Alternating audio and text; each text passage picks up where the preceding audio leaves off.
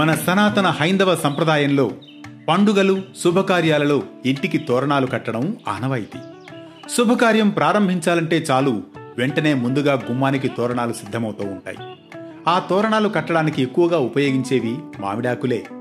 మామిడాకుల పరమార్థమేంటో శాస్త్రీయంగా తెలుసుకుందాం. మామిడి ప్రేమకు, సంపదకు, సంతానాభివృద్ధికి సంకేతమంటారు. మామిడాకులో లక్ష్మీదేవి కొలువై ఉంటుందని, ఆ ఆకులను గుమ్మానికి తోరణంగా కడితే ఇంట్లో ధనం చేరి ఆ ఇల్లు సిరి సంపదలతో తులతూగుతుందంటారు. అందుకే పూజకు ముందు ఉంచే కలశంలో కూడా తప్పనిసరిగా మామిడాకులను ఉపయోగిస్తూ ఉంటాం. పండగొచ్చినా శుభకార్యాలు జరిగినా ఇంటి గుమ్మానికి మామిడి తోరణాలు కట్టడం ద్వారా ఇంటి పరిసరాల్లోని మొత్తం కార్బన్ డయాక్సైడ్ ను మామిడాకులు గ్రహిస్తాయంటారు.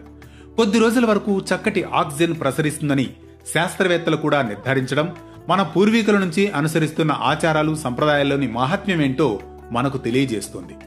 ముఖ్యంగా శుభకార్యాల సమయంలో ఇంటిలో ఎక్కువ మంది బంధువులు, మిత్రులు హాజరవుతారు. ఇంటి వాతావరణంలో ఆక్సిజన్ స్థాయి తగ్గడం సహజం. సహజంగానే మామిడాకులకు ఓ గుణం ఉంది. అదేంటంటే చెట్టు నుండి ఆకును వేరు చేసినా మామిడాకులు విడుదల చేసే ఆక్సిజన్ స్థాయి మాత్రం వారం 10 రోజుల వరకు కొనసాగుతుందట.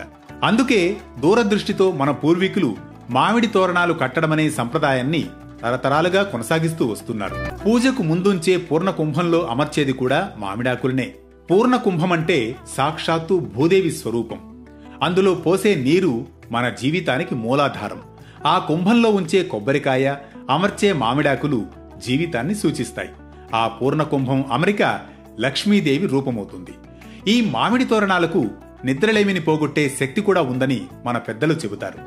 ప్రాచీన కాలం నుండి కొన్ని పర్వదినాలు, యజ్ఞ యాగాదుల్లో, ధ్వజారోహణం సమయాల్లో ప్రారంభమైన ఈ తోరణాలు కట్టే ఆచారం అక్కడి నుండే వచ్చిందని పెద్దలు చెబుతారు. మామిడి తోరణాల్లో ఉన్న పరమార్థాన్ని తెలుసుకున్నాం కదూ. మరో అంశంతో మళ్లీ కలుద్దాం.